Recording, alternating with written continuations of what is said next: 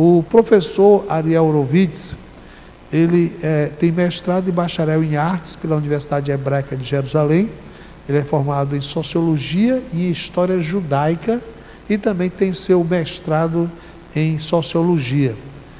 É novo, né? Eu tive o privilégio de conhecer e fiquei impressionado com a erudição do professor Ariel Horowitz. Ele tem uma vasta experiência, dá muitas palestras em várias instituições e universidades de Israel e até do mundo também. E ele aceitou nosso convite de falar hoje à noite sobre a fundação do moderno Estado de Israel. Ele vai falar em português, ele não é brasileiro, mas ele fala hebraico, fala inglês, fala espanhol e fala português, que eu sei. Não sei se ele fala mais alguma coisa ainda, mas você vai ver que ele vai dar uma palestra em português, vai ser um pouco diferente da palestra do Dr. Adolfo Rothman, na próxima Encontro Amigo de Sião, que vai falar um portunhol. Mas o professor Ariel Horowitz fala realmente um bom português, nós vamos poder entender. E eu não sei se já está pronto aí, já pode entrar? Já está aí? Então, professor Ariel Horowitz, muito prazer, alegria estar recebendo o senhor aqui na nosso Encontro dos Amigos de Sião. Está nos escutando? Ok.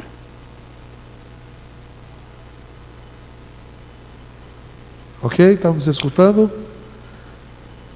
Posso começar a falar? Ok. Está ouvindo? Ok.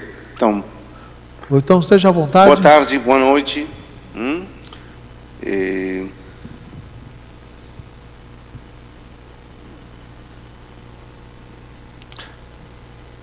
Segundinho. Então, boa noite. Meu nome é Ariel Horowitz. Estou aqui nesses precisos momentos. Estou em Jerusalém.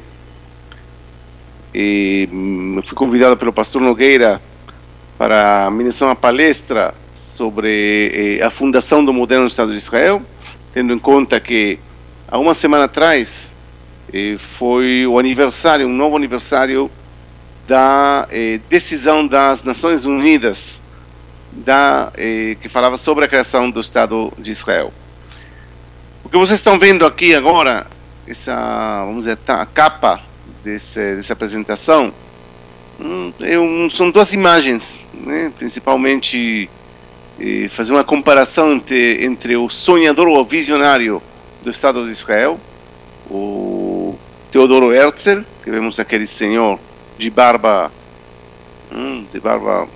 né, muito expressiva, né? E uma imagem de Tel Aviv, hoje em dia, 2015, a moderna cidade de Tel Aviv, e de alguma maneira a expressão do sonho desse senhor chamado Teodoro Herzl. E já mais na frente vamos falar sobre ele. Vamos passar para o próximo slide. Ok? Passamos. Ok. Então, só para... vamos continuar passando alguns termos. Vamos passar mais uma vez. Isso. Então, sempre tem a pergunta, né, se Israel é a Palestina. E na verdade que o termo Israel é um vocábulo da época bíblica. Vemos o nome de Israel identificado com Jacó, né, e os filhos de Jacó, o povo de Israel, são os filhos de Israel. E o nome Palestina é um nome que era já utilizado na época dos gregos, mas não era muito popular.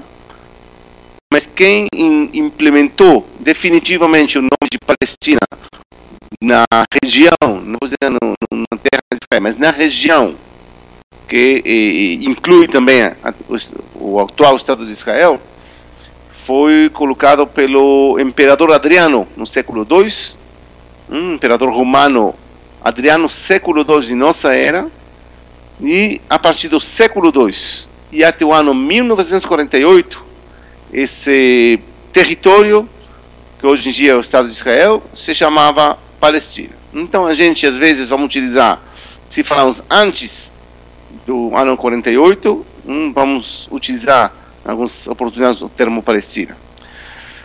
Vamos continuando. Sionismo. Eu sei que em alguns lugares a palavra sionismo virou até um insulto, lamentavelmente, né? Muitas vezes sou acusado, entre aspas, de ser sionista. Eu agradeço, eu sou sionista mesmo. Mas o que significa sionista? Sionista vem da palavra de Sião, que está em Jerusalém, que está dentro da cidade velha, próximo ao monte, à esplanada da mesquita, ou o monte do templo antigo, e significa, hoje em dia, e desde fim do século XIX, significa uma ideologia que diz, ou que apoia o regresso, o retorno do povo judeu à terra de Israel. Então vamos utilizar muito o movimento sionista, a ideologia sionista, até hoje em dia, o regresso do povo judeu à terra de Israel. Vamos continuando. Quando utilizamos o termo aliyah, ou aliot, aliot é o plural de aliyah, estamos falando hebraico inclusive hebraico atual, significa subir. Nós utilizamos no dia a dia o termo aliyah quando uma pessoa imigra de um país X no mundo inteiro a Israel, que é uma subida, você está subindo a Israel, uma subida espiritual. Mas já no termo no hebraico cotidiano a gente fala de aliyah ou aliot, e a gente vai falar de ondas imigratórias que houve desde os fins do século XIX e até hoje em dia que continua. Continuamos. Quando falamos de Yishuv, Yishuv é um vocábulo em hebraico que significa assentamento.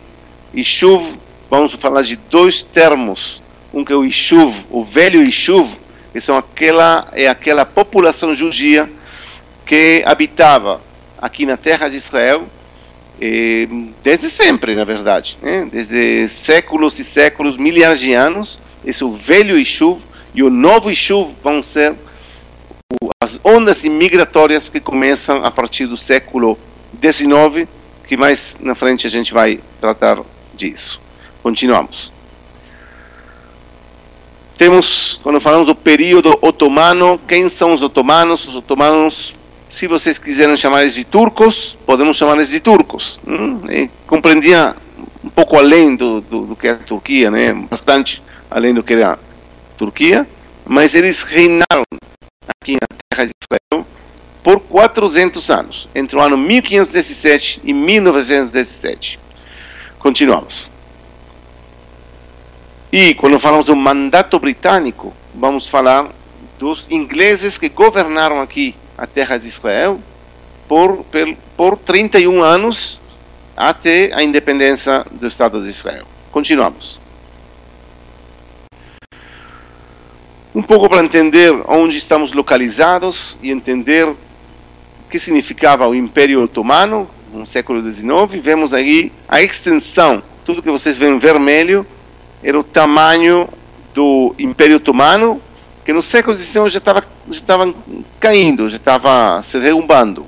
Vemos, por exemplo, o Egito já é uma ocupação britânica. Os britânicos conquistaram isso dos turcos, e vemos isso no século XIX. Quem governa a terra de Israel, que vocês vão ver aí o nome de Palestina, que está no lado direito do mapa, eram os turcos, os otomanos. Ok? Continuamos. Agora, um pouco para entender o que é Israel no século XIX, estamos falando de uma região chamada Palestina. Os otomanos, vamos dizer, em geral, os povos, os impérios, melhor dizer, os impérios que chegaram depois do Império Romano, século IV, que chegaram os bizantinos, os muçulmanos chegam no século VII, e assim sucessivamente, vários impérios chegam nessa terra de Israel, sempre vão chamar esse lugar de Palestina. Eles não mudam o nome que foi colocado pelo imperador romano Adriano, no século II, que a propósito, o nome Palestina tem a ver com os filisteus que habitavam nessa região. Não tem nada a ver os palestinos atuais com os antigos filisteus. Nada a ver. Só que o nome ficou pela influência filisteia que tinha antigamente nessa região. Mas se voltamos agora para o século XIX, estamos falando de uma região isolada. Para o Império Otomano não tinha importância nenhuma, quase nada, cheio de pantanais aqui, muito seco. Se alguém de vocês leu o livro de Mark Twain, a visita do Mark Twain aqui em Israel, ele vai dizer, séculos XIX aqui não tinha nada, era uma pobreza, era todo isolado, muito deserto, muito pantanal, muitas doenças, muitas pessoas morriam aqui por causa da malária, e não era muito agradável naquela época. Ok? Falamos do velho Yishuv, que falamos antes, principalmente a comunidade judaica do século XIX, tinha alguns milhares aqui, e principalmente eram originários do século XVI, mas tinha também uma comunidade muito grande em Jerusalém, mais da metade da população de Jerusalém era judia, que eram por séculos né, atrás, né, a gente pode falar da Idade Média. Mas acontece uma coisa muito interessante no fim do século XIX, aí lá pelo ano 1282, começa a chamar a primeira Aliyah. Falamos Aliyah, onda imigratória, que significa subir, né? Que foi apoiado principalmente por dois filântropos judeus, que eram muito conhecidos, líderes muito famosos. Um se chama Montefiore e outro se chama Rothschild. Com certeza muitos de vocês escutaram os nomes, pelo menos Rothschild, um grande banqueiro, que eles doavam dinheiro aqui para pessoas que queriam, judeus da Europa, que queriam imigrar a Israel. Por exemplo, vemos essa foto do molino, e vocês podem ver aqui na parede que tem aqui, vocês veem? Foto do molino também. E o molino de Montefiore, molino que Montefiore, o senhor Moshe Montefiore, incentivava judeus a sair da cidade velha, né, cidade velha naquela época mesma que temos hoje em dia, e habitar também fora das muralhas. Então temos vamos dizer, o pioneiro dos primeiros bairros judeus fora da cidade de Jerusalém. Ok? Essa primeira Aliyah, que vamos dizer são entre 1882 e 1904, chegam alguns milhares de judeus aqui.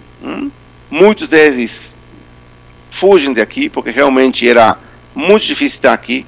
Não tinha trabalho, não tinha doença, malária, deserto, pantanal. Mas alguns ficaram aqui e desenvolveram muitas coisas aqui, muita estrutura. Continuamos.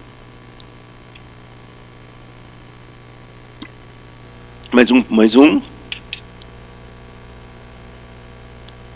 Ok? Agora, temos aqui, parece o nome de um livro, né? Ou de uma história, a história de um capitão e de um jornalista. Como começa o movimento sionista. Aquele senhor que vocês estão vendo aqui de barba, que a gente viu antes, no primeiro slide, o senhor Theodor Herzl, ele era um jornalista austríaco, ele era judeu, um judeu muito afastado das costumes, da tradição, muito secular, muito integrado na sociedade, né, austríaca nesse caso. Mas ele foi enviado por um jornal austríaco, foi enviado a cobrir um processo que estava ocorrendo na França contra um capitão. Por exemplo, a história de um capitão e de um jornalista. O capitão chamava Alfred Dreyfus, que ele era judeu do exército francês, e ele foi acusado de traição. E ele percebe, esse senhor Herzl percebe aí pelo ano 1895, 96, que esse processo era falso, que estavam acusando ele, uma acusação falsa, e ele percebeu que era por causa de antissemitismo, um antissemitismo muito grande no exército francês, na França, e ele ficou muito bravo. Ele, como aí, né, essa identidade judia dele surge, né, ou renasce e ele fica tão bravo que ele começa a agir e começar a criar um movimento sionista. Ele chama isso movimento sionista porque ele entende que uma necessidade que o povo de Israel retorne à terra de Israel. E aí ele começa a desenvolver e liderar e consegue muito apoio de muitos líderes das comunidades judaicas. Mas continuamos mais um agora. Ok. E podemos dizer que ele estava no limite entre ser um visionário e um louco.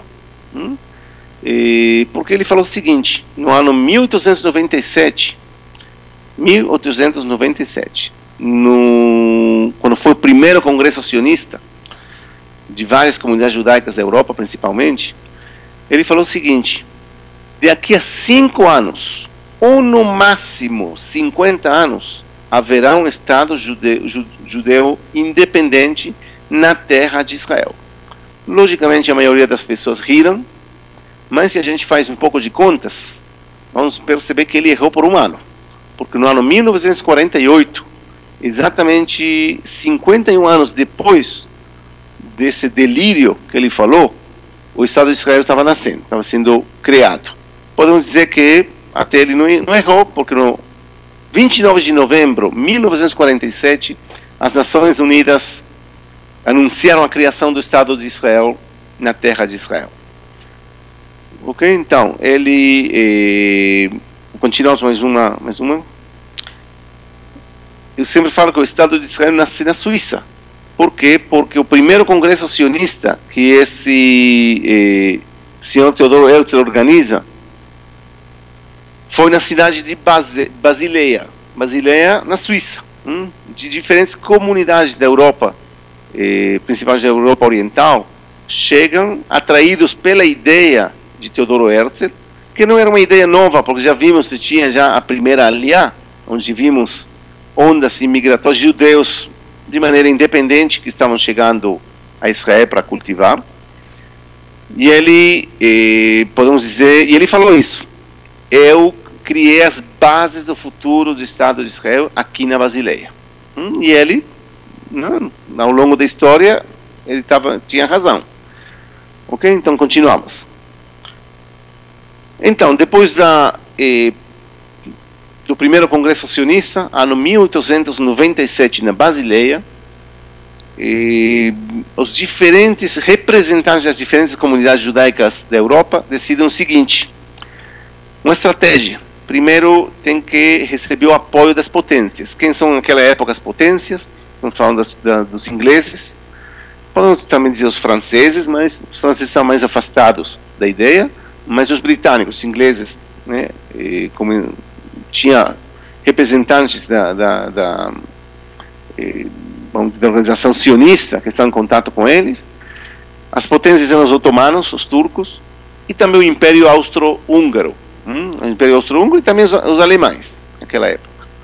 Então, a primeira, vamos dizer, tática dentro dessa estratégia era tentar receber o apoio das potências. As potências não se mexeram muito com a ideia. Os turcos, o Império Otomano, estava até um pouco suspeito com esse negócio de repente receber ondas imigratórias de judeus da Europa. Então eles um pouco limitaram isso, né? Não estavam com muito entusiasmo. Naquela época, a população árabe que estava aqui em Israel, indiferente ao tema, né? Ainda não estamos falando de ondas migratórias significativas. Mas uma coisa muito interessante que nasce naquele movimento sionista, naquele congresso sionista do ano 1897, é o novo judeu. O judeu, historicamente na Europa, na época medieval, era uma pessoa, ou era um profissional, médico, artesano, tradutor, comerciante também. Comerciante por quê? Porque os judeus tinham proibido ter terras na Europa. Os diferentes reis europeus proibiam os judeus, aceitavam os judeus, mas proibiam eles ter terras. Então eles se dedicavam ao comércio, profissões, diferentes profissões, bancos, tradução, etc. E de repente o movimento sionista diz: vamos criar um novo judeu, né? Entre aspas, criar, né? Porque o judeu não tem que criar, mas fazer como uma adaptação e incentivar os jovens. Herzl fala muito dos jovens, incentivar os jovens a trabalhar de agricultura. E, de alguma maneira, não é só o regresso do povo de Israel à terra de Israel, e o regresso do povo de Israel, o povo judeu, à terra de Israel, para trabalhar a terra, para cultivar a terra e voltar ao que alguma vez, em tempos bíblicos, o judeu fazia, que era cultivar a terra. Ok?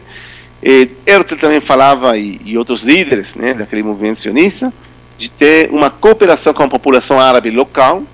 Quer dizer que Herzl dizia que os árabes iam entender que essas ondas imigratórias do século XIX, século XX, iam ser também para o benefício deles. E eles falavam, Theodor Herzl falava de um futuro Estado ou binacional, ou alguma coisa que tenha uma participação alta também da população árabe local. Continuamos. Agora, o movimento sionista, bem no início, foi um movimento muito pragmático. Cada ano tinha uma reunião, tinha um congresso. Até o ano 1903, que foi um ano muito significativo, já a gente vai falar disso, e houve um congresso por ano, bem respeitado. Então, dentro desse pragmatismo, o movimento sionista começa a criar instituições que sejam ferramentas para cumprir aquela visão, aquela estratégia. Então, a primeira coisa que eles criam, eu chamo Keren Kayemet LeIsrael, ou o Fundo Nacional do Povo Judeu, que era uma instituição cujo objetivo era a adquisição de terras de parte dos árabes, de parte dos turcos, a compra. E isso é muito importante entender, porque vocês vão escutar muitas vezes na média, ou pessoas que não conhecem do tema, que falam, os judeus viram e invadiram. Nunca houve uma invasão, nunca houve uma conquista, nem muito menos, muito longe disso. Todas as terras foram compradas pelo Keren Kayemet LeIsrael, ou da JNF, vocês estão vendo o logo do lado direito, o Jewish National Fund, que esse era o objetivo, a adquisição de terras. E em muitas oportunidades, aqueles que vendiam, seja árabes ou otomanos, abusavam também. Então vendiam um preço alto e o Keren Kayemet, né, aquele JNF, pagava. Tinha, por exemplo, a criação da agência judaica, que era o governo, já começou a criar um governo local, com uma autonomia, muito bem organizado, que tinha um chefe de governo, como se fosse que tem um Estado independente, e eles chamavam isso agência judaica, que era uma espécie de representação do povo judeu ou do movimento sionista frente a diferentes autoridades, uma espécie de Ministério de Relações Exteriores.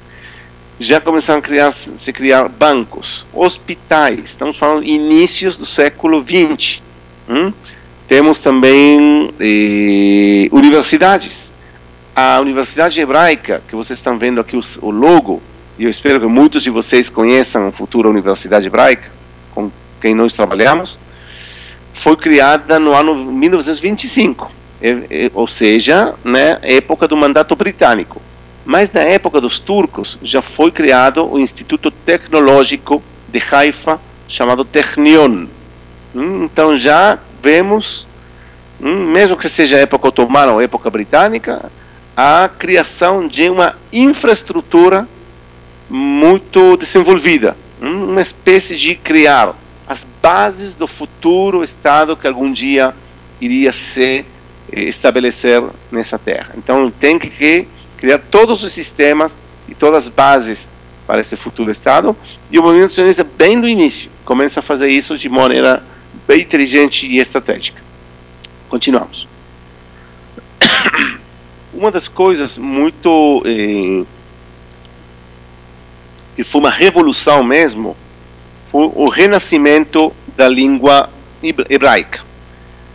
Até o século XIX, a língua hebraica não era falada, não era uma língua que as pessoas falavam, era uma língua de oração, era uma língua de ler alguns textos, alguns livros, mas nunca foi falada, nunca, ou seja, época medieval, até o século XIX, não foi falada.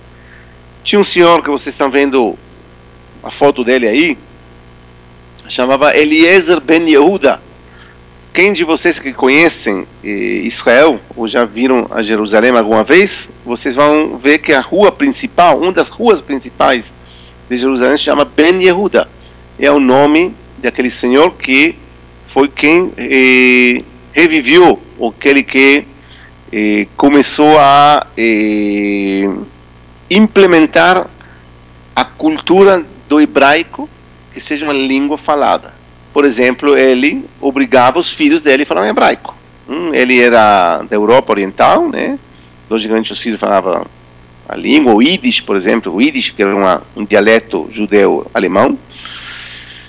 E aí ele começou a estabelecer também escolas e jornais, e aos poucos, bem aos poucos mesmo, já no fim do século XIX, podemos dizer que era o início do século XX, é uma língua já falada, já tínhamos nos jornais, livros.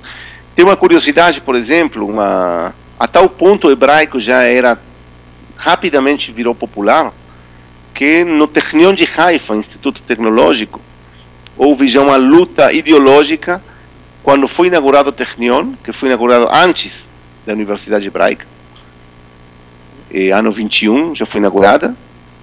Houve uma luta ideológica, se as aulas vão ser em alemão, que era o idioma da elite, né, idioma, como dizer, o inglês hoje em dia, ou o francês, se ia ser em alemão ou hebraico. Então tinha alguns que falavam hebraico e outros falavam, não, alemão. Hebraico por motivos sionistas, alemão por motivos que é o idioma da elite, né. Estamos falando de uma universidade, uma instituição acadêmica, então temos que falar nessa língua. Isso é um modo de curiosidade. Continuamos? Isso. Agora, já no ano 1903, falei antes que o ano 1903 é um ano muito importante, porque já tem algumas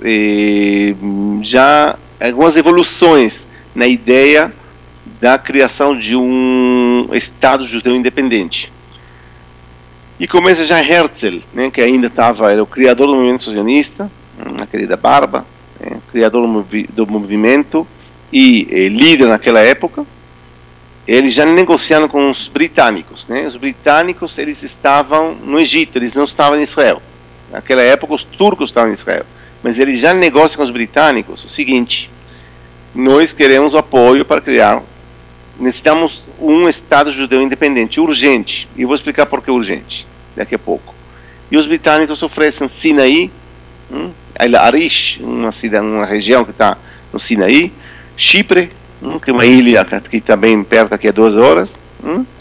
Mas o que estão aí nas negociações, ocorre uma catástrofe na Rússia Branca, o que chamam pogrom. Pogrom eram ataques violentos, é uma palavra que significa ataques violentos contra judeus. Não existe pogrom contra outra população. Se existe pogrom quando são ataques violentos contra a população judia. Pogroms houveram na Idade Média, muitas ocasiões, lamentavelmente, principalmente na Rússia. Os cosacos faziam isso. E no ano 1903 houve um pogrom uma tragédia, né, de uma comunidade chamada Kishinev, na Rússia Branca, onde foram massacrados dezenas de judeus, centenares foram feridos, né, muitos morreram depois, e a maioria foi expulsa e roubada, assaltada, né. Esse evento despertou em Herzl uma urgência, e pressionou mais os ingleses para ter uma solução. E os ingleses deram uma solução: vamos criar um Estado judeu independente na África. Aonde na África os ingleses ofereceram a Quênia, mas dentro da gíria do movimento sionista eles falam da Uganda, que a Uganda, vocês podem ver na mapa, está bem colado com a Quênia. e aí começou o que se chamou o Programa Uganda. E houve grandes discussões dentro do movimento sionista, né, a tal ponto que brigas até, né, de tom elevado, se renunciar ao sonho de criar o Estado judeu na terra de Israel, ou continuar e com o preço de que muitos judeus ainda vão estar na Europa sendo massacrados, assaltados, roubados, etc. E dentro dessa discussão que levou muito tempo a decidir, o Congresso sionista decide criar o Estado judeu na Uganda, entre aspas, ele é na Quênia, mas eles chamam ele de Uganda. Houve aprovação de criar o Estado na Uganda. A sorte, né, ou a bênção, como vocês querem chamar, foi que, a bênção que senão hoje estaríamos na Uganda, né, e aí tá bem quente, e não ia ser Terra Santa, não. A sorte foi o destino que efetivamente o Congresso Sionista aprovou, por maioria, para criar um refúgio do povo judeu, mas com o tempo os ingleses decidiram não continuar com isso. Houve uma mudança aí de liderança no governo inglês, e o programa, a ideia, o planejamento caiu e não prosperou. E aí então continuaram o movimento sionista com a ideia de criar o Estado judeu dentro dos limites da terra de Israel. No ano 1906, o Teodoro Herzl já morre, então essa ideia já cai totalmente. Ok? Continuamos. Continuamos mais. Então, falamos da primeira, para fazer um resumo das Aliot, as ondas imigratórias. Vemos que a primeira Aliá, que durou uns 23 anos, 25 mil judeus da Rússia, România e Iêmen. Iêmen está na Ásia. Também chegaram lá por motivos sionistas. De 25 mil pessoas, 5 mil ficaram aqui, porque era muito difícil, muita gente morria aqui, de malária, doenças, etc. Na segunda onda imigratória, então 1914, quando começa a Primeira Guerra Mundial, onde os turcos eram protagonistas dessa Primeira Guerra, 35 mil judeus da Europa Oriental chegam, entusiasmados com a ideia sionista, a ideia do regresso à terra, da agricultura, etc. E a metade só ficaram. Continuamos. Perdão, isso não. Ok. Segunda linha, continuamos mais um. Isso. Agora, falamos 1914, Primeira Guerra Mundial. Já o Império Otomano já estava caindo, né? Era só empurrar mais um pouco e já caía totalmente. E no ano 1917 termina a Primeira Guerra Mundial, e com uma ordem global diferente, onde os franceses, vocês podem ver no mapa o mandato francês na Síria para cima, onde os franceses e os ingleses dividem o mundo. Pareceria um jogo, né? Um jogo, né? Jogamos com criança, onde dividir o mundo em dois. Eles fizeram isso. Vocês podem ver o mapa da Jordânia.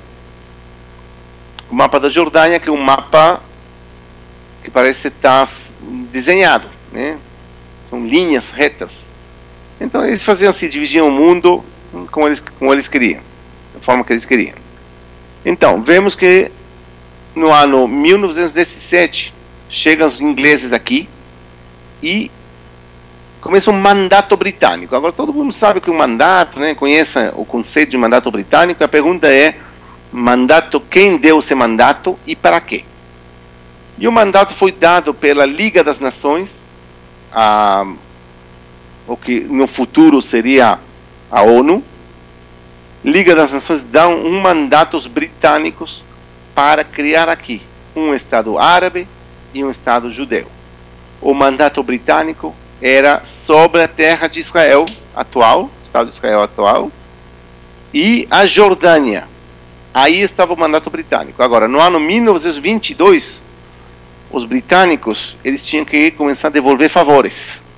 E um dos favores que eles começam a pagar é da Jordânia a um dos líderes árabes que apoiaram os ingleses na Primeira Guerra Mundial, e entregam a Jordânia como se fosse, né, presente, né? Vamos fazer um obséquio estudando, sendo que eles tinham mandato, né?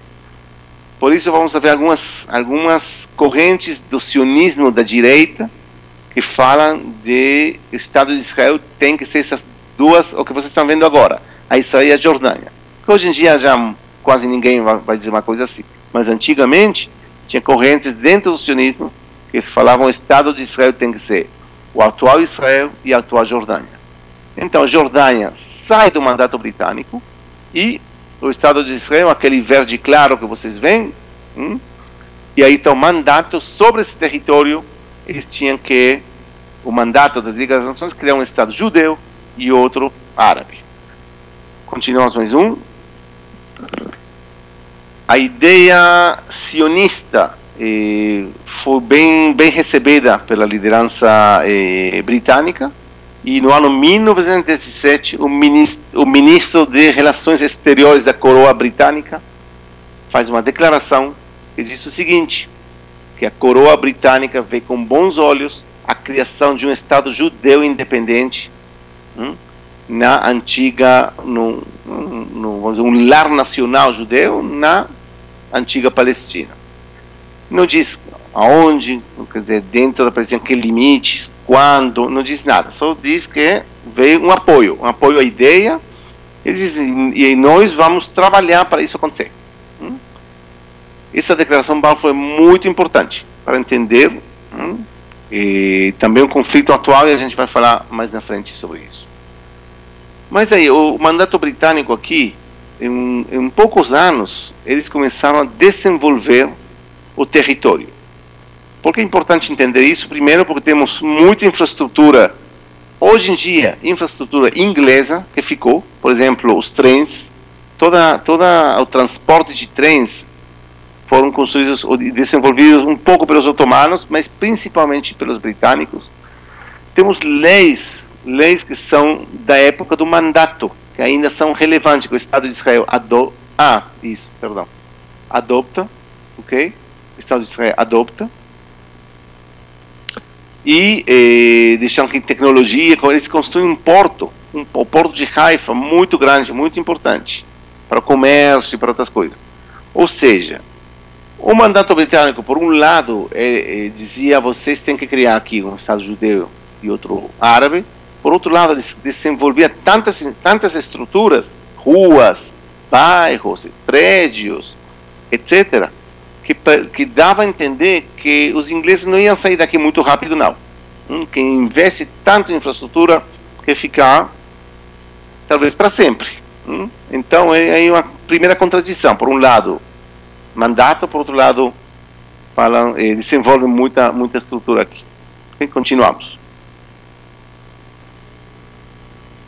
Nesse período do mandato britânico, que vemos aqui mais ondas imigratórias. Temos, por exemplo, a terceira aliá, que estamos falando de 35 mil judeus. Já os judeus que fazem aliá, já cada vez menos estão abandonando, porque o país começa a se desenvolver. Esse negócio de pantanais, as ondas imigratórias judias, as aliot, secam pantanais, secam. Não tem mais, de a pouco, começa já a não ter doença, não tem malária, não tem nada. Então, cada vez mais as pessoas ficam. Esqueci de mencionar, mas na segunda aliá nasce o primeiro kibbutz Dgania, ok? Ou Degania. E aí começa a ideia dos kibbutzim, ou kibbutz, desenvolver e espalhar, né, como uma forma de assentamento. Hoje em dia temos mais de 200 kibbutzim, que eram colônias agrícolas baseadas em uma ideologia socialista de igualdade entre os membros. O que acontece na quinta aliá, por exemplo, 1930, 1939, milhares, acho que 150 mil pessoas chegam aqui fugindo de Hitler. Então, os anos de Hitler, principalmente no ano 1933, quando Hitler sobe no governo, muita aliá que vem da Alemanha. Muitos. Então, os alemães eram judeus alemães e os alemães em geral, né? Naquela época, muita cultura, muita música, teatro, esse negócio de falar em alemão, por exemplo, era como uma espécie de cultura mais avançada, mais desenvolvida. Então, particularmente na Aliá, na Quinta Aliá, existe um desenvolvimento muito grande das cidades. Sempre a gente conversamos sobre os kibbutzim, mas não temos que esquecer que as cidades aqui foram desenvolvidas. Tel Aviv já criada no ano 1909, então já temos muitas cidades, né, as primeiras cidades judias, e essa Quinta Aliá dá um impulso muito grande naquelas cidades. Continuamos. Mais um pouco. Agora, um ponto que é importante: o que acontece aqui com a população árabe? A população árabe é, logicamente, maioria, fim do século XIX, início do século XX, vamos dizer, até o ano 1948, tem uma maioria árabe, cada vez menos, porque essas ondas imigratórias judias cada vez estão crescendo mais e mais. A liderança árabe começa a ver isso de forma negativa só no ano 1920, 21, por aí. Começa a perceber que alguma coisa aqui está acontecendo. Ainda se houve um acordo entre um dos líderes do movimento sionista, Chaim Weizmann, que a futuro seria o primeiro presidente de Israel, e o líder da população árabe aqui, chamado Faisal, o que chamou o acordo Weizmann-Faisal, onde era um acordo de cooperação, onde os dois concordavam de criar aqui um Estado binacional, talvez, ou dois Estados, mas com muita cooperação, muito apoio, está bem detalhado. Só que esse acordo nunca foi implementado, e aos poucos anos, por causa dos franceses e ingleses, que eles mexiam muito aqui, esse acordo nem chegou a ser nem perto de ser implementado. Mas aqui vemos um exemplo de como tinha um líder árabe disposto sim a entender que aqui tinha uma possibilidade de convivência e cooperação. Continuamos. Já nos anos 20 começam os primeiros ataques dos árabes contra a população judia, civil, né? Então, ainda não tinha exército, não tinha nada, mas eram ataques contra pessoas inocentes, isso que eu quero dizer. Começam já assassinatos, ataques, e vamos dizer que nos anos 20 a tensão começa. Podemos dizer que o nascimento do conflito árabe-israelense, podemos dizer, ano 1921. Eles veem esse negócio da declaração Balfour. Alguma coisa não está fechando. Não tinha naquela época, é importante entender, não tinha naquela época aspirações nacionalistas por parte dos árabes, naquela época, porque você perguntava ao árabe da Palestina, daquela época, que você é, ele ia dizer, eu sou árabe.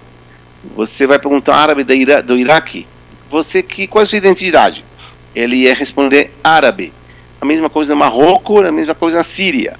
Eles eram árabes. Com o tempo, vamos dizer, uma ferramenta chamada países ou nação começa a se desenvolver, né? Mas naquela época não tinha muitas aspirações nacionalistas. Se tinha um medo que estão vindo pessoas da Europa que, sei lá, vão ocupar o trabalho, vão ocupar as terras. Okay? Continuamos.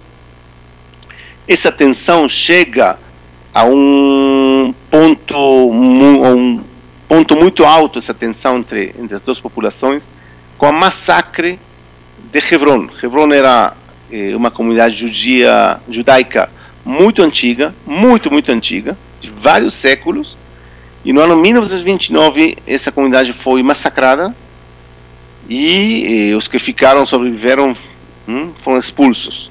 Vamos dizer que foi o final da comunidade judia de Hebron, que voltaria depois no ano 1967. Mas aqui vemos, né, essa tensão. A massacre de Hebron começa em Jerusalém ainda, mas vemos aqui essa tensão bem expressa. Continuamos. Livros brancos. Livros brancos eram um documento que eram, vamos dizer, criado pelos ingleses, britânicos, que em definitiva, houve 3 livros brancos. Em definitiva, o objetivo desses livros brancos era reduzir ou limitar a imigração judia em Israel, as Aliot, principalmente no ano 30, que é o segundo livro branco, foi muito prejudicioso, muito, como se diz, muito mal para o povo judeu, porque aí limita realmente, você não pode comprar terras, os judeus não podiam comprar terras, proibição de comprar terras, proibição, um limite de muito poucas pessoas podiam vir fazer aliá.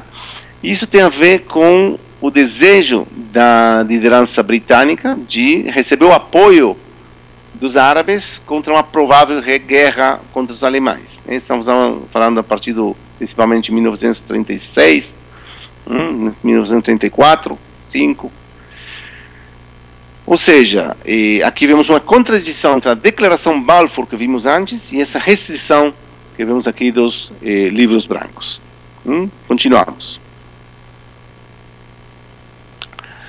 No ano 1936 começa o que chama Rebelião Árabe, por 3 anos, onde os árabes fazem muitas greves, muitos ataques, não só contra objetivos judeus, mas também contra britânicos. E os britânicos aí começam a reprimir os árabes. Mesmo assim, não foi muito beneficioso para os judeus. Né? Não é que os britânicos reprimiam os árabes e apoiavam os judeus, não. Mas houve alguns pontos de cooperação, por exemplo, e o próximo ponto. Por exemplo, a criação de assentamentos chamados Homá ou Migdal, ou, em português, muralhas e torres, que eram assentamentos, vocês podem ver uma foto lá embaixo, lado direito, eram assentamentos judeus que eram criados em áreas onde tinha árabes, com o apoio implícito, não explícito, implícito dos britânicos. Eram assentamentos que em um dia eram criados. Eles já vinham com tudo armado e um dia criavam toda a muralha e a torre e já tinham um assentamento aí judeu para um pouco controlar essa fúria ou esses ataques, essa violência árabe da época. Continuamos. Nessa época também estamos falando antes do ano antes do ano 48, temos já temos uma estrutura militar, principalmente conformada por uma organização chamada Haganah. Haganah significa defesa. Já nos anos 20, a raiz dos ataques árabes contra a população judia, a Haganah nasce. Posteriormente, por isso a Haganah e Palmach, posteriormente a Haganah cria um grupo de elite chamado Palmach, no ano 40. Esses grupos de Haganah e Palmach pertenciam à liderança sionista oficial, por assim chamar, o governo, um governo do Estado que ainda não estava, mas que era o governo oficial, que era a voz representativa do povo judeu, também para os britânicos, né? A olhos dos britânicos e outros países. Mas, paralelamente, são criados 2 grupos, posteriormente, Etzel e Lehi. Estamos falando Etzel no ano 1930, a raiz da massacre de Hebron. Algumas líderes do Etzel consideram que a resposta da Haganah foi muito suave. Então eles queriam ser mais dura, mais forte. E temos aí a criação do Etzel e posteriormente no ano 40 a criação do Lehi. As fotos vocês estão vendo aqui são fotos dos líderes que posteriormente foram muito conhecidos. O primeiro é o Yigal Allon, que posteriormente seria um dos líderes do Partido Laborista, ministro de Relações Exteriores. O segundo de óculos é o Menachem Begin, que foi comandante do Etzel, que posteriormente seria primeiro-ministro. E o terceiro que vemos, né, mais velhinho, a foto, né, mais velhinho, é o Yitzhak Shamir, que posteriormente seria também primeiro-ministro, e ele foi também comandante do Lehi. Os grupos do Etzel e Lehi eram considerados pelos britânicos grupos terroristas. Por quê? Porque eles atacavam de forma clandestina alvos britânicos, né? E os britânicos consideravam eles grupos terroristas. Em algumas ocasiões, a Haganah condenava a ação do Etzel e o Lehi, e até lutavam contra em algumas ocasiões. Mas quando foi criado o Estado de Israel, a primeira lei, uma das primeiras leis foi a criação do Exército de Israel, Exército para a Defesa de Israel, e esses 3 grupos foram integrados dentro do Exército de Israel, que é o atual Exército de Israel. Continuamos. Já estamos chegando no final. Durante os anos do mandato britânico, houveram diferentes comissões de pesquisas. O que são comissões de pesquisa? Eles chegavam em Israel, ou em Palestina naquela época, e estudavam o terreno e decidiam como criar o Estado judeu, e onde seria o Estado judeu e onde seria o Estado árabe. Por quê? Porque, lembro vocês, o mandato britânico tinha o mandato de criar 2 países, né? Então, chegaram comissões britânicas, americanas, internacionais, que recomendavam sempre a partição de Palestina. Palestina é o atual Estado de Israel. E, por exemplo, vemos uma das comissões, chamada Comissão de Peel, P-E-E-L, Peel, era a Comissão Britânica do ano 37, e o Estado judeu, eles recomendavam ia ser aquele lado um pouco azul, lilás, que vamos na região norte do Estado de Israel. Esse seria o Estado de Israel. E toda a parte verde seria um Estado árabe, sendo que a parte laranja seria internacional. Seria britânica, naquela ocasião. Então, geralmente a liderança judia aceitava e a liderança árabe sempre rejeitou todo, e houveram várias comissões, não vou entrar agora em detalhes, né? Estou falando da principal, que é aquela comissão Peel, que depois serviria também como base da partição de Palestina, futura partição de Palestina. Continuamos. Já estamos na Segunda Guerra Mundial. Ben-Gurion, uma famosa frase que ele falou, que ele dizia: Ben-Gurion foi o primeiro-ministro de Israel, líder da agência judaica e do movimento sionista naquela época, um dos grandes líderes do século XX ao nível mundial. Ele falou assim: vamos lutar contra o livro branco. Lembram o livro branco que restringia a imigração judia e a compra de terras? Lutar contra o livro branco como se não houvesse nazismo, e lutar contra o nazismo como se não houvesse livro branco. Os dois. E os ingleses recebem com bons olhos, vamos dizer, a criação de brigadas judias, que lutaram contra os nazis, brigadas judias de pessoas que já moravam aqui em Israel. E temos a famosa foto do líder Al-Husseini, o líder palestino, mufti de Jerusalém, Al-Husseini com Hitler, que apoiava abertamente a Hitler.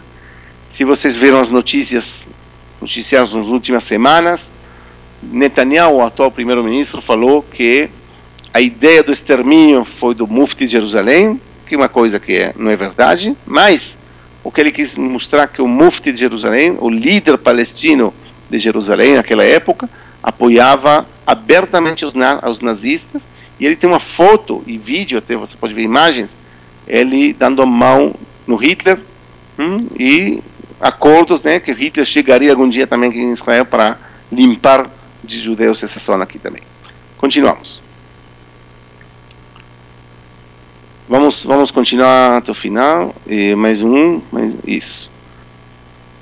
Então, depois da Segunda Guerra Mundial, começa o que chama aliot ilegais. Os britânicos não aceitam que judeus imigrem a Israel, não aceitam, e o que chama o Yishuv, lembra a palavra Yishuv, a liderança judia aqui em Israel, começa a criar mecanismos para trazer pessoas de forma ilegal, de noite, de forma muito, muito esperta, e conseguem bastante.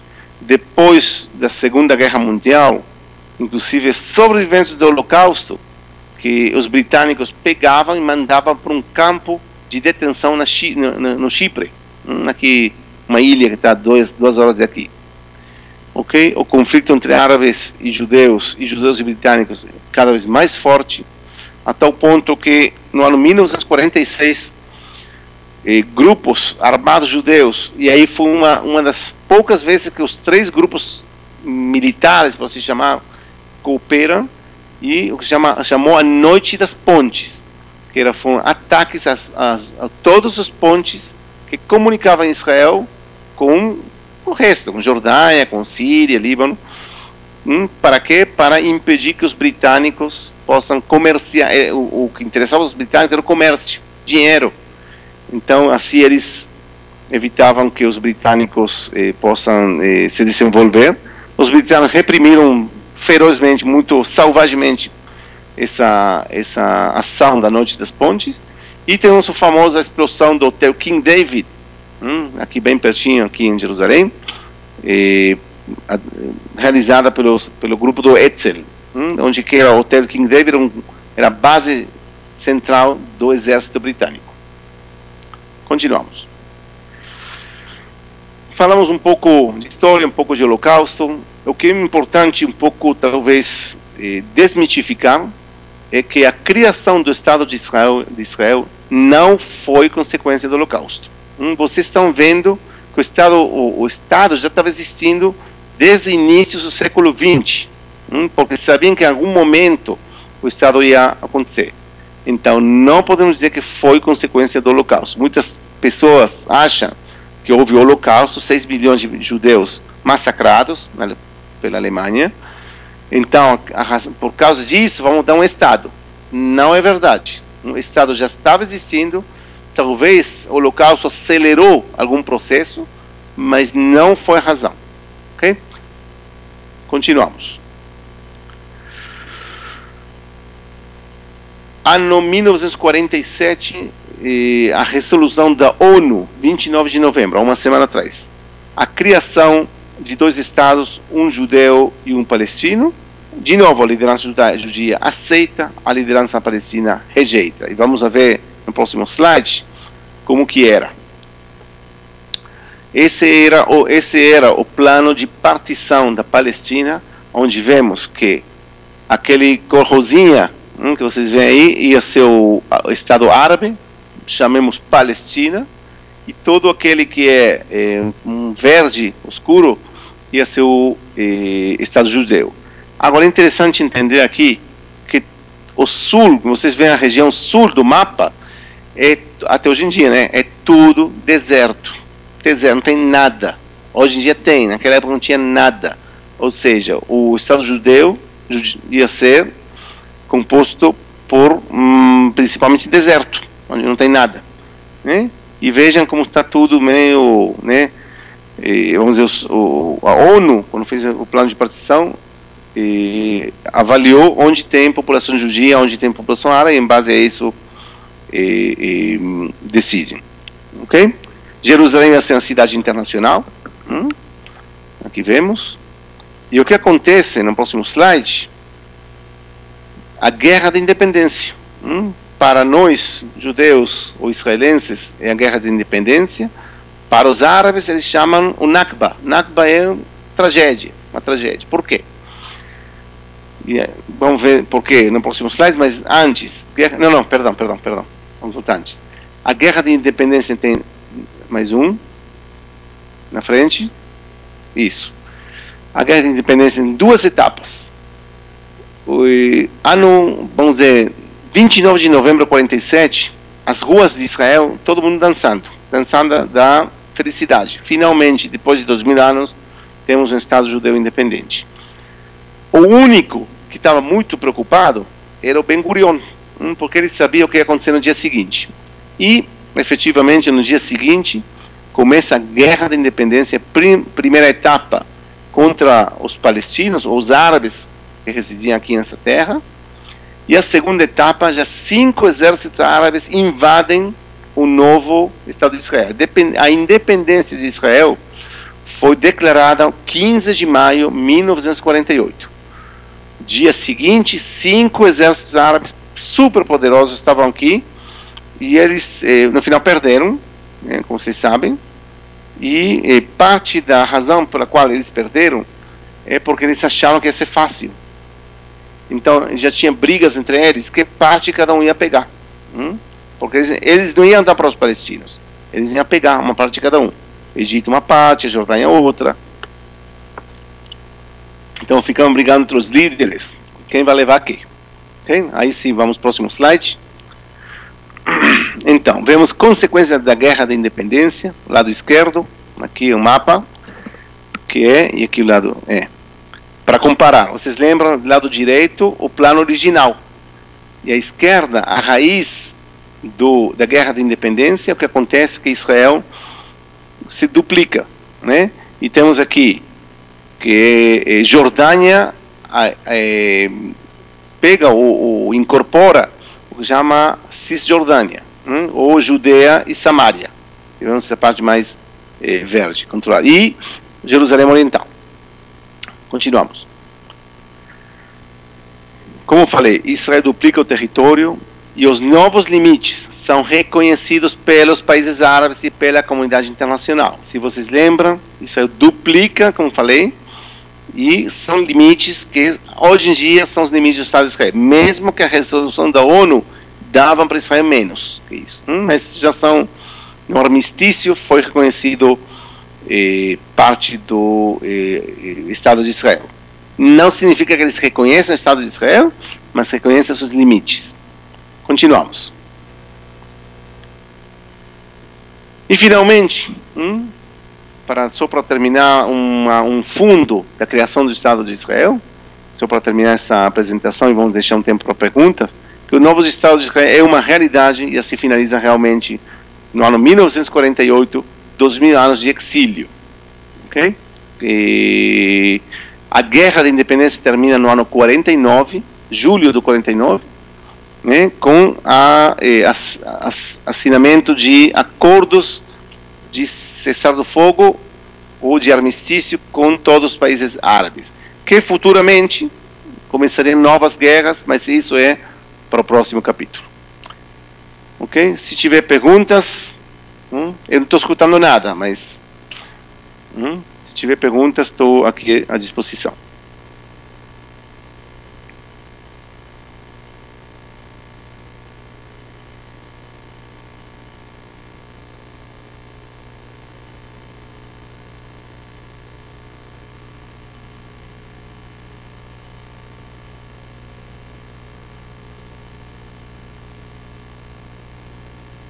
Ok. Ok. Não sei se ele está ouvindo, mas agradecemos ao professor Ariel Horovitz pela palestra, excelente palestra, né? Essa aí não tem preço não, né?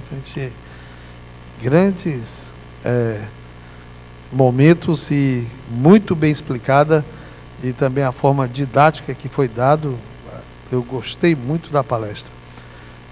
Temos perguntas? Alguma pergunta aí que chegou para a gente?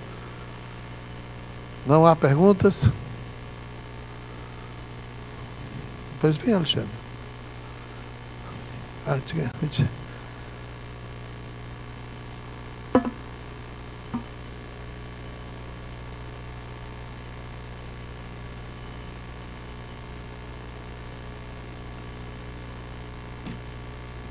Ok, não sei se ele vai poder ouvir, vai estar ouvindo, não?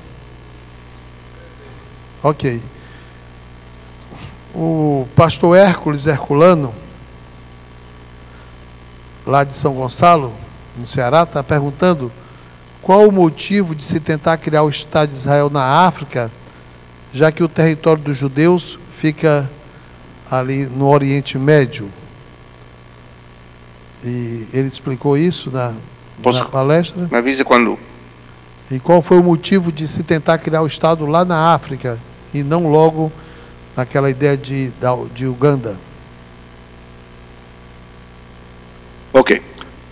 Pastor Hércules, o motivo de criar um Estado de Israel na Quênia, que eles chamavam Plano Uganda, era a necessidade de criar um refúgio para o povo judeu. O povo judeu vítima naquela época, e épocas posteriores pior ainda, naquela época de ataques de cosacos, de antissemitas, ataques não no jornal, não na internet, né?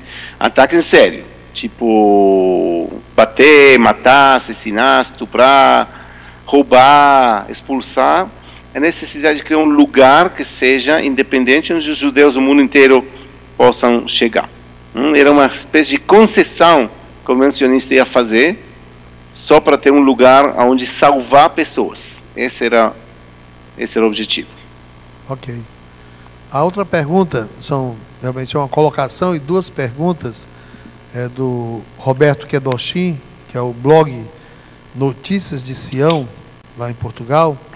Ele faz uma colocação e faz duas perguntas. No último domingo, o primeiro-ministro Benjamin Netanyahu, discursando no Fórum Saban, disse que o centro do conflito palestino-israelense não é a questão dos territórios, não é uma questão de terras nem de assentamentos, pois Israel nunca obteve paz à medida em que ia abrindo mão de seus territórios.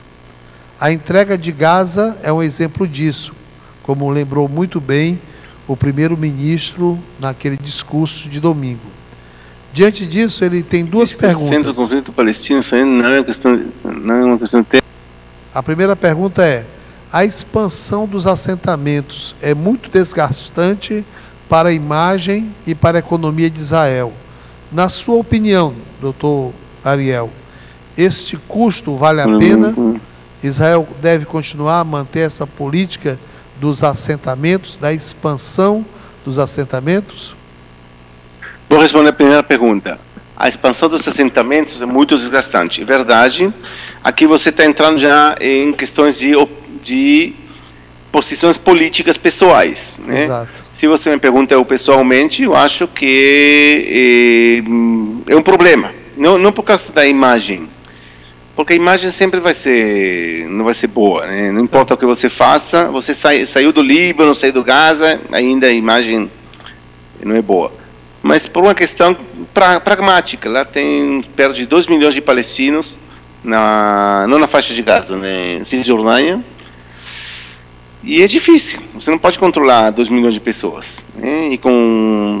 Mas, isso por um lado. Por outro lado, e você tem razão, cada vez que Israel fez uma retirada, o outro lado devolveu com guerra, ataques. O exemplo de Gaza é muito claro, só que a diferença, o que aconteceu com Gaza e com Líbano, que houve uma decisão unilateral, ou seja, que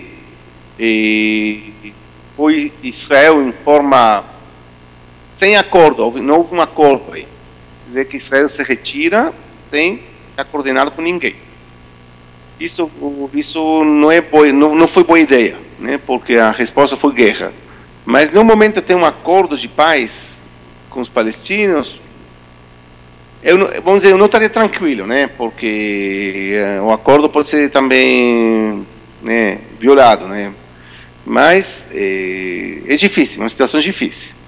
Essa questão de assentamentos, eu acho que não é boa ideia, E num futuro, você fala no futuro, acordo, se tiver algum acordo no futuro, os blocos de assentamentos seriam parte do Estado de Israel. E a câmbio, na troca, Israel daria outros territórios para os palestinos. Isso se viu no governo de Olmert, antes de Netanyahu, e Barak também falava de alguma coisa assim.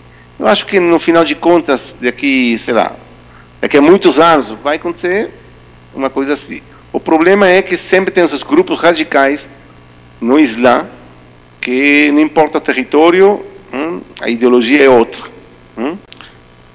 E a segunda pergunta é: a mídia antisionista costuma dizer que os judeus estão dizendo... Deixa eu dizer aqui, a mídia antisionista costuma dizer que os judeus estão sistematicamente Roberto, a cortar oliveiras milenares para poder expandir os territórios. Assim, não, a resposta é não. Roberto, não tem. Já estive diversas vezes nas áreas de divisa, esse negócio de cortar oliveiras de forma sistemática. Crimes contra a natureza. Não existe isso. Por que? Porque tem uma democracia. Se o governo faz uma coisa assim, mentira, vamos supor que o governo faz uma coisa assim, tem a justiça aqui, que funciona. Não é 100% funciona, mas funciona. Sempre falo, temos vergonha e orgulho de dizer que temos um primeiro-ministro que está na cadeia, ou um presidente que está na cadeia. Por um lado é uma vergonha, Por outro lado, orgulho que a justiça pegou eles. Agora, tem-se casos isolados de pessoas que, fanáticos, que vão e cortam oliveiras, porque sabem que isso prejudica muito, né, a economia palestina, que vivem disso, mas, no final de contas, isso é condenado pela sociedade israelense e pelo governo também, né, não tem por que se mexer com isso. Ok. Ele está ouvindo não, a gente não, né? Não está ouvindo. Tem mais perguntas? Ok, já começou o inverno lá em Israel e ele está com a camisa, né? Não está todo cheio de frio não. Então, ou está bem aquecido, mas lá não está tão frio para o pessoal que vai agora em janeiro, não está tão frio em Israel como se estava pensando que seria não. Ok?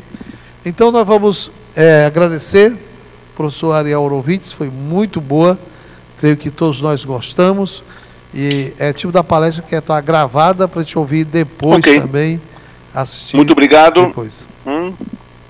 Espero recebê-los algum dia aqui em Jerusalém. Será uma grande honra. Ok. Tá bem. Então nós vamos estar encerrando, agradecendo a presença de todos que estiveram aqui. E também certamente das pessoas que estão assistindo aí pelo Brasil, assistindo aí das suas casas, das igrejas também, assistindo essa palestra. Vamos ficar em pé e vamos orar. Em janeiro, nosso curso de arqueologia bíblica, o professor Ariel é o diretor do Instituto Moriá, ele é que vai estar sempre nos acompanhando.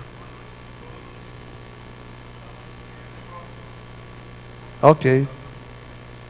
Tá bom. Então, vamos agradecer a Deus, né, em primeiro lugar, por esse tempo tão bom, tão proveitoso, e vale a pena ouvir novamente, fazer anotações, de conhecer como fez, que Deus foi fazendo a história acontecer para dar então a criação do Estado de Israel. Para mim, a data muito importante é essa data do dia 29 de novembro de 47. A nação nasceu ali, na Assembleia da ONU, a nação criada em um só dia. Os judeus gostam muito da data do 14 de maio de 1948, quando foi a independência de Israel. Mas muitos países nascem de uma declaração de independência. Mas o único país que nasceu numa resolução de um dia na ONU foi o Estado de Israel. Mas não criou dois países, não, criou só um, porque os árabes não aceitaram. Então só foi criado um país em 1947.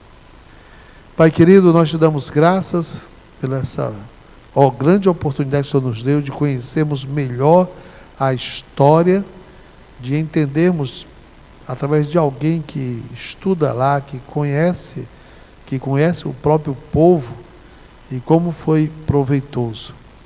Nós também queremos agradecer pelas pessoas que assistiram aqui, as pessoas que estão assistindo também lá em tantos outros locais também, e que isso seja importante para a nossa formação, nossa compreensão, a nossa própria a maneira de entender como o Senhor usa os instrumentos, como o Senhor usa aquelas pessoas que tiveram aquela visão, como o Theodor Herzl, de que estava sendo, nem ele compreendia, mas estava sendo usado para a criação futuramente do Estado de Israel.